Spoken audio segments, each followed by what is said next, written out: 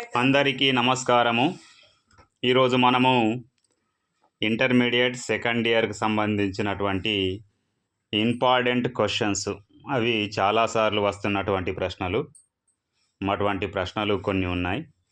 ఆ ప్రశ్నలు ఏవో చూద్దాం. విద్యార్థులకు ఎగ్జామినేషన్స్ టైం కాబట్టి అన్నీ చదవకుండా ఇంపార్టెంట్ ప్రశ్నలను బాగా ఫోకస్ చేస్తే అవే ఎగ్జామ్లో వస్తాయి. దాని సాయంతో మంచి మార్కులు సాధించుకోవచ్చు. అయితే అటువంటి ప్రశ్నల్లో ముందుగా గద్య భాగంలో 2 లాంగ్ క్వశ్చన్స్ ఉన్నాయి. ఖచ్చితంగా అవి ఏదో ఒక క్వశ్చన్ కంపల్సరీగా వస్తుంది ప్రతిసారి. ఆ 2 క్వశ్చన్లో నుంచి ఏదో క్వశ్చన్ ఖచ్చితంగా ఉంటుంది. అట్లా ఆ 2 క్వశ్చన్లలో ఫస్ట్ క్వశ్చన్ ఏది అంటే, కాకి మృగాన్ని రక్షించిన విధానం రాయండి. ఇది ఫస్ట్ క్వశ్చన్. సెకండ్ క్వశ్చన్ వచ్చేసరికి, ముసలిగద్ద మార్జాల వృత్తాంతాన్ని వివరించండి. ఈ 2 ప్రశ్నలు కనుక వస్తే మనకు ఒక లాంగ్ క్వశ్చన్ ఖచ్చితంగా మనకు ఎగ్జామ్లో వస్తుంది.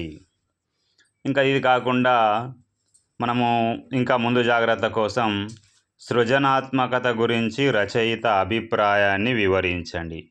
ఇది అబ్దుల్ కలాంకు సంబంధించినటువంటి లెసన్లో నుంచి వచ్చినటువంటి ప్రశ్న. ఇది కూడా చాలాసార్లు వస్తుంది. అట్లా ఈ 3 ప్రశ్నలను మనకి చదువుకుంటే మనకు మంచి మార్కులు వస్తాయి. ఇంకా దీంతో పాటుగా పద్య భాగంలో ఉన్నటువంటి ఇంపార్టెంట్ క్వశ్చన్స్ కొన్ని ఉన్నాయి. అందులో ఫస్ట్ క్వశ్చన్, భగీరథ ప్రయత్నం పాఠ్యభాగ సారాంశాన్ని రాయండి. 2, కోకిల స్వభావాన్ని వివరించండి. 3, ఆడపిల్లలంటేనే పాఠం ద్వారా కవి అందించిన సందేశం ఏమిటి? ఈ పద్య భాగంలో దీనినే కవిత్వ విభాగం అంటారు. ఇందులో 3 క్వశ్చన్లు ఇంపార్టెంట్గా ఉన్నాయి.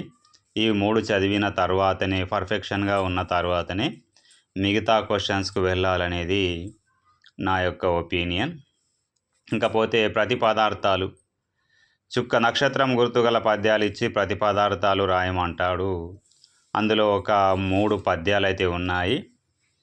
ఫస్ట్ ఇంపార్టెంట్ పద్యం వచ్చేసి, సారపు ధర్మమున్ విమల సత్యము బాపము చేత బొంకుచే.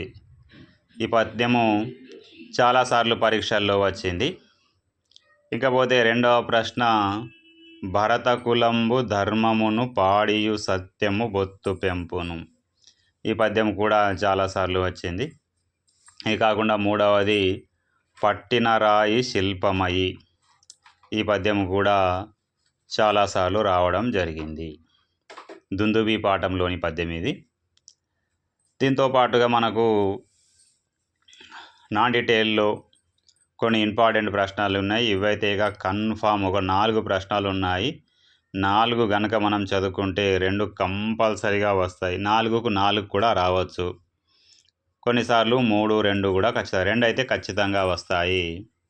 ఇందులో మొదటి ప్రశ్న వచ్చేసి, ముద్దు రామకృష్ణయ్య సంకల్పాన్ని రాయండి. రెండవ ప్రశ్న, ముద్దు రామకృష్ణయ్య విదేశీ యాత్ర సన్నాహాలను గురించి రాయండి. మూడవది, ముద్దు రామకృష్ణయ్య సముద్ర ప్రయాణం అనుభవాలను తెలుపండి. నాలుగవది, ఇంగ్లాండులో ముద్దు రామకృష్ణయ్య గారి విద్యాభ్యాసం ఎలా సాగింది.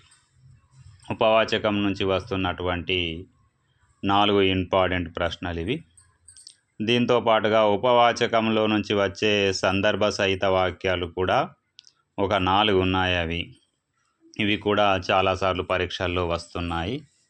ఇందులో ఫస్ట్ ప్రశ్న వచ్చేసి, వివాహం విద్యానాశాయ. 2, ఆస్తి కన్నా అప్పు మించింది. మూడవది, పాల ముంచిన నీట ముంచిన నీదే భారము.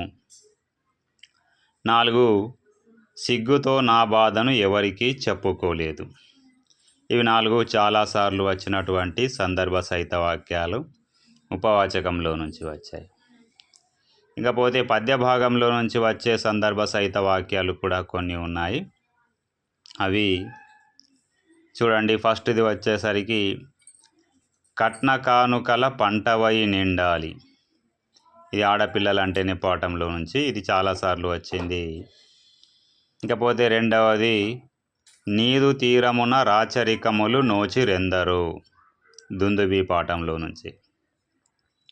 మూడవది కోపము నరుని శాంతము కూల్చును. నాలుగవది సత్యశుభదాయకమయ్యును దైవముండెడున్. ఇవి 4 సందర్భ సహిత వాక్యాలు చాలాసార్లు వచ్చినాయి. ఇంకా దీంతో పాటుగా మనకు ఉన్నటువంటి ఇవి లాంగ్ క్వశ్చన్లకు సంబంధించినటువంటి ప్రశ్నలు. షార్ట్ క్వశ్చన్లకు సంబంధించిన ప్రశ్నలు నేను తర్వాత వీడియోలో చేయగలను. ధన్యవాదాలు. అయితే చివరిగా నాదో రిక్వెస్ట్, ఛానల్ని సబ్స్క్రైబ్ చేయండి. నేను ఇటువంటి మరిన్ని వీడియోలు చేయడానికి నాకు ఒక మోటివేషన్ లాగా అయితే పనిచేస్తుంది అది. Thank you.